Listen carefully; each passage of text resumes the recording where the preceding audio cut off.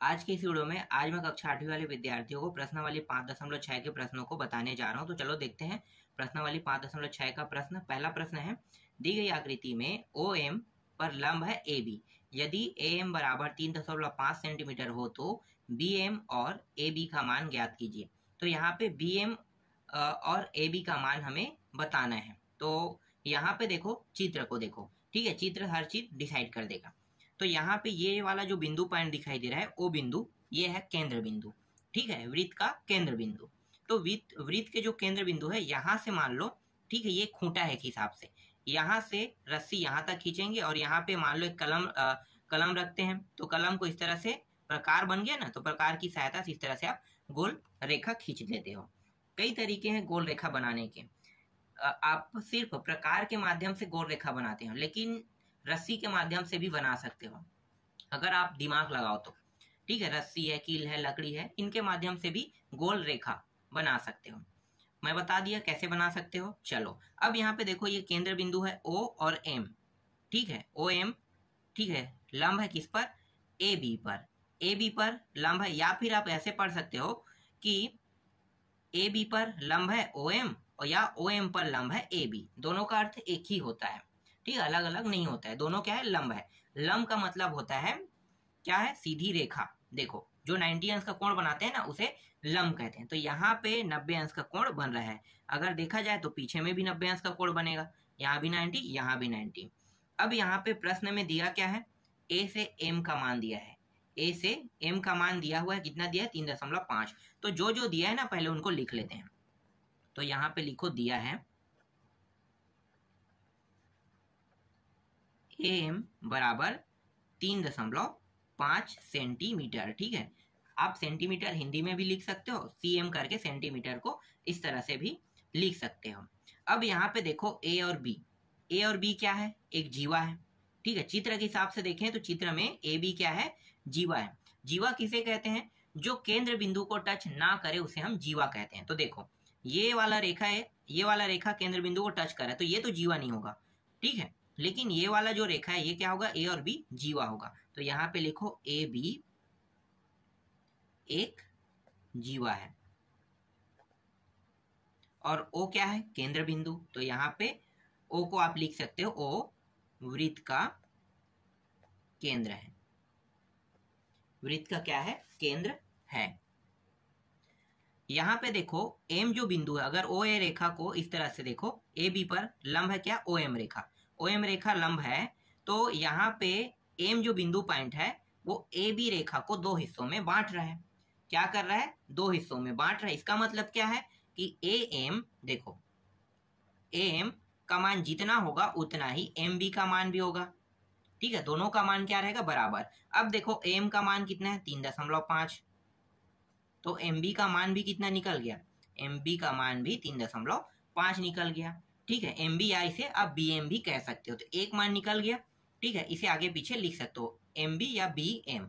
तो एक मान निकल गया यहाँ पे, ठीक है। AB का मान निकालने के लिए कहा है। अब AB का मान भी निकाल लेते हैं। तो देखो, AB का मान कैसे निकालोगे, AM प्लस MB दोनों अगर जुड़ेगा तो AB रेखा प्राप्त होगा। तो यहाँ पे देखो, AM प्लस MB, ठीक है, दोनों क्या है, देखो, दो AB रेखा को दो हिस्सों में बांट रहा है। तो AM प्लस MB बराबर, दोनों को जोड़ेंगे तब AB रेखा प्राप्त होगा। तो AM का मान कितना दिया है, 3.5, और BM का मान कितना निकला है, इसका भी मान 3.5। और ज्ञात क्या करना है, AB का मान। दोनों को जोड़ देते हैं तो ये 3.5 मतलब कितना होगा, 5 दूनी 10 का शून्य, हासिल आई 1, और ये हो जाएगा 7, ये हो गया 7.0। तो AB का मान कितना आ गया, एक सेकंड, AB ना, AB का मान बराबर AB, ठीक है। AB का मान 7.0 मतलब 7 प्राप्त हो गया, ठीक है, 7 AB का मान है। तो यहाँ पे AB का मान कितना आया, 7 सेंटीमीटर। समझ में आया ये प्रश्न। चलो आगे देखते हैं। इसके बाद देखो, दूसरा प्रश्न क्या कहा है। दूसरा प्रश्न में कहा है, दी गई आकृति में जीवा AB का मध्य बिंदु M है, तो X और Y का मान ज्ञात कीजिए। यहाँ पे X और Y का मान ज्ञात करना है। तो देखो, X यहाँ पे है, ठीक है, ये बहुत छोटा दिखाई दे रहा होगा चित्र। तो ऊपर वाला जो O बिंदु पॉइंट है, यहाँ पे X है, यहाँ पे y है और यहाँ पे 40 दिया हुआ है ए कोण पर। ठीक है, तो यहाँ पे जो जो दिया है पहले उसको लिख लेते हैं। तो यहाँ पे चित्र में दिया क्या है, चित्र में दिया है तो मैं यहाँ पे लिख लेता हूँ, चित्र के हिसाब से लिख रहा हूँ ना। तो यहाँ पे चित्र में दिया है कोण ए का मान कितना है, 40 अंश दिया है, ये वाला जो है ये 40 अंश है। ठीक है, तो कोण ए में मान दिया हुआ 40 और निकालना क्या है, एक्स और वाई का मान। अब यहाँ पे देखो OM पर लंब क्या है, AB रेखा, तो यहाँ पे इसको भी लिख लेते हैं OM। ठीक है, पर लंब क्या है, AB रेखा, तो इस तरह से लिखा जाता है। अब देखो इसे हमें देखना है, ये क्या है, एक त्रिभुज है, तो यहाँ पे लिखो त्रिभुज AOM में। ठीक है, AOM में देखते हैं, AOM में तीनों को देखेंगे तो यहाँ पे देखो, यहाँ पे क्या दिया हुआ है, ये A कोण है, ये O कोण है, ये M कोण है, तो तीनों कोणों का योग कितना होता है, एक त्रिभुज में तीनों कोणों का योग होता है 180 अंश। तो लिख लेते हैं, तो कोण A प्लस कोण O प्लस कोण M, तीनों कोणों का योग होता है 180 अंश। A का मान देखो कितना है, 40 अंश है। ठीक है, A का मान कितना है, 40 अंश। कोण O का मान क्या दिया है, कोण O का मान यहाँ पे x दिया हुआ है। ठीक है, x अंश ले लो, प्लस y का मान कितना है, मतलब M कोण का मान कितना है, y अंश दिया हुआ है, और यहाँ पे 180 अंश। ठीक है, अब यहाँ पे ध्यान दो, क्या ध्यान देना है भाई आपको, ये ध्यान देना है कि ये OM पर लंब क्या है, AB। इसका मतलब क्या है, लंब जब भी किसी रेखा पर खींचा जाता है तो वह 90 अंश का कोण बनाता है, मतलब y का मान कितना होगा, y का मान 90 अंश होगा।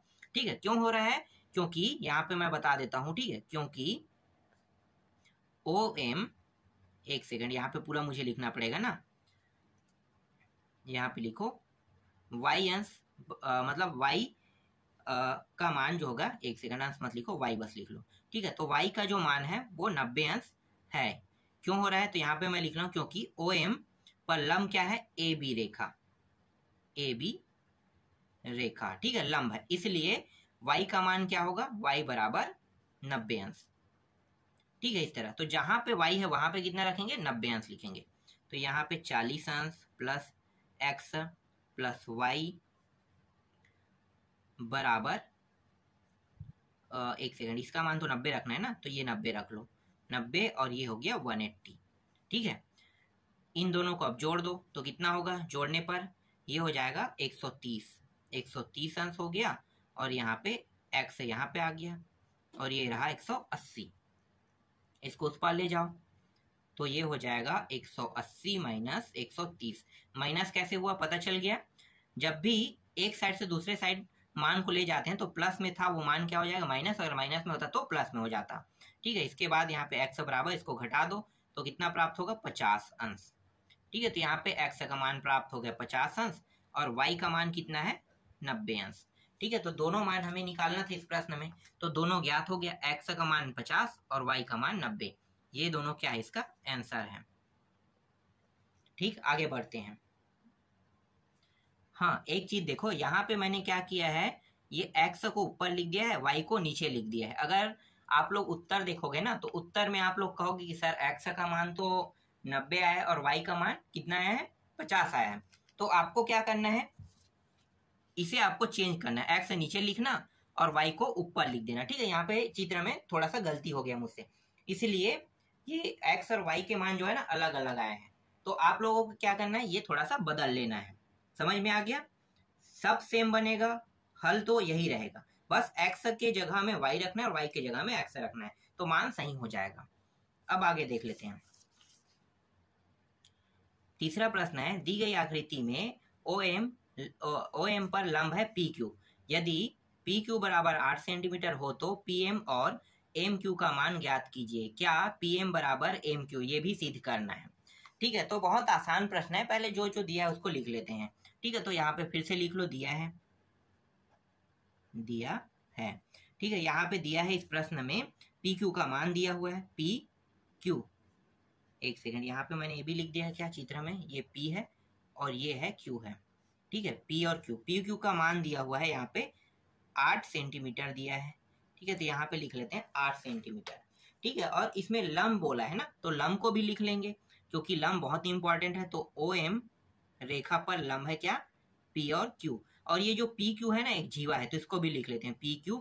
देखो PQ क्या है, एक जीवा, तो PQ एक जीवा है, ठीक है। PQ एक जीवा है जो OM रेखा पर क्या है, लंब है। समझ में आ गया। अब इसमें ज्ञात क्या करना है, क्योंकि यहाँ पे PQ का मान दिया है, यहाँ से यहाँ की दूरी दिया हुआ है। अगर मैं इसे दो हिस्सों में बांटूंगा, ठीक है, तो किसको, PQ को, तो यहाँ पे लिखो PQ बराबर, दो हिस्सों में बांट लेते हैं, एक हिस्सा बनेगा PM और प्लस एक हिस्सा बनेगा MQ बनेगा, ठीक है। क्या बनेगा, इसे समीकरण 1 दे देते, PM और MQ दोनों का मान जोड़ के कितना प्राप्त होगा, PQ प्राप्त होगा, ठीक है। तो दोनों के मान को जोड़कर निकालेंगे तो PM प्लस MQ प्राप्त होगा। अब यहाँ पे देखो OM क्या है, OM रेखा है, और यहाँ पे M बिंदु जो है वो P और Q रेखा को दो भागों में बांटता है। तो दो भागों में बांट रहा है, तो दो बराबर बराबर भागों में बांट रहा है ना, तो दो बराबर बराबर भागों में बांटा, इसका मतलब क्या है, PM जितना होगा उतना ही MQ होगा। तो यहाँ पे लिखो PM बराबर MQ, ठीक है, जितना PM होगा उतना ही MQ होगा। तो यहाँ पे देखो MQ के जगह में मैं क्या रख सकता हूँ, PM, या फिर PM की जगह में MQ, दोनों मान को अब हम सेम रख सकते हैं, तो रख लेते हैं भाई। तो आगे बढ़ते हैं, PQ बराबर PM और इसके स्थान पे भी PM रख लेते हैं, क्योंकि दोनों सेम है, तो दोनों मान को क्या करना है, हमें सेम रखना है। आगे बढ़ते हैं, तो ये देखो ये कितना हो जाएगा, जुड़ के PM हो जाएगा और ये हो जाएगा PQ हो जाएगा। PQ का मान कितना दिया है भाई प्रश्न में, देखो यहाँ पे 8 सेंटीमीटर, तो इसका मान 8 रख लेते हैं। और यहाँ पे 2 इसके साथ गुणा में है, इसका मतलब क्या होगा, तिर्या गुणा। तिर्या गुणा का मतलब होता है हमेशा गुणा या भाग में होता है, तभी ये क्या होता है, तिर्या गुणा नियम लागू होता है। जब जोड़ना या घटाने के रूप में होता है तो पक्षांतर नियम लागू होता है। तो यहाँ पे तिर्या गुणा जब नियम लागू होगा तो ये जो 2 है वो नीचे में आ जाएगा, ठीक है। तिर्या गुणा नियम का मतलब है गुणा या भाग में होना, तभी ये तिर्या गुणा नियम लागू होता है। तो ऊपर से कहाँ गया, नीचे। तिर्या गुणा का मतलब क्या होता है, तिरछा गुणा ना, तो ऊपर के बराबर बराबर तो कभी हो नहीं सकता, तो क्या होगा, नीचे में आ जाता है। तो यहाँ पे बचा क्या, यहाँ पे बचा PM, इसको भाग दे दो, तो ये हो जाएगा 2 एकम 2 चौके 4, 4 आ गया, PM का मान आ गया 4, इसका मतलब क्या है, ये 4 सेंटीमीटर बराबर PM का मान है, ठीक है। PM का मान कितना आ गया, 4 सेंटीमीटर, ठीक है। अब इस मान को कहाँ पे रखोगे, इसे आप दूसरा समीकरण दे दो, ठीक है, इसके मान को दूसरा समीकरण में रख दो। तो दूसरा समीकरण में रखेंगे तो जहाँ पे PM है, देखो यहाँ पे PM है, इसके स्थान पे रखेंगे, कितना रखेंगे, 4 बराबर MQ, ठीक है, 4 बराबर MQ, तो डायरेक्ट आ गया इसका भी मान, ठीक है, कितना आ गया, 4 सेंटीमीटर। ये रहा PM का मान 4 सेंटीमीटर और MQ का मान भी 4 सेंटीमीटर, दोनों आ गया। अब यहाँ पे क्या पूछा है, PM बराबर MQ है, पूछा है प्रश्न में, ठीक है, तो बिल्कुल है। तो यहाँ पे लिखो PM बराबर MQ, ठीक है, MQ है, क्योंकि PM प्लस MQ दोनों का योग कितना होता है, दोनों का योग होता है PQ होता है, PQ होता है, जो दो बराबर हिस्सों में बांटता है, ठीक है, जो दोनों, एक सेकेंड यार, दोनों को दो बराबर हिस्सों में बांटता है, ठीक है, जो दोनों को दो बराबर हिस्सों में बांटता है। PM PQ बराबर 4 सेंटीमीटर, ठीक है, PM और PQ दोनों का मान क्या है, 4 सेंटीमीटर है, ठीक है। ये इसे सिद्ध कर रहा है, तो यहाँ पे आप लिख सकते हो सिद्ध हुआ, ठीक, समझ में आ गया। यही चीज क्या करना था, सिद्ध करना था। तो ये हर चीज अपने शब्दों में लिख सकते हो। चलो आगे देखते हैं रिक्त स्थानों की पूर्ति। तो देखो पहला प्रश्न क्या है, बहुत आसान है, वृत्त के केंद्र से जीवा पर डाला गया लंब जीवा को खाली स्थान करता है। तो देखो मैं आपको एक चित्र दिखाता हूँ, ये चित्र में आपको क्लियर हो जाएगा, ठीक है। जो प्रश्न पूछा है उसको देखना। तो देखो यहाँ पे चित्र क्या है भाई, देखो वृत्त के केंद्र, देखो वृत्त के केंद्र पर जीवा पर डाला गया, तो ये वृत्त का केंद्र है, केंद्र से यहाँ पे देखो एक लंब डला है, जीवा पर डाला गया लंब, ठीक है। क्या कर रहा है, इसे दो हिस्सों में विभाजित कर रहा है, इसे हम कहते हैं समद्विभाजित, ठीक है, तो पहले का आंसर क्या आ गया, सम द्विभाजित। मैं यहाँ पे लिख देता हूं, पहला का आंसर आ गया सम द्विभाजित। ठीक है, पहला का आंसर सम द्विभाजित, क्योंकि दो समान हिस्सों में ये बांट रहा है। ठीक, चलो दूसरा देखो, वृत्त में किसी जीवा के मध्य बिंदु को केंद्र से मिलाने वाली रेखा जीवा पर खालीसन कहलाता है। तो जीवा पर क्या कहलाएगा भाई, देखो ये दोनों क्या एक रेखा है, और यहाँ पे मध्य बिंदु से ऊपर की ओर क्या है, एक लंब डाला, एक ऊपर की ओर एक रेखा जा रही है, इसे क्या कहते हैं, लंब कहते हैं। तो दूसरा का आंसर क्या हो जाएगा, लंब हो जाएगा। समझ में आया, पहला के आंसर समद्विभाजित आएगा और दूसरा का आंसर लंब आएगा। चित्र से स्पष्ट हो गया। तो इस तरह से ये पूरा प्रश्नावली अध्याय भी कंप्लीट हो गया। इसके बाद नेक्स्ट अध्याय को शुरू करूंगा।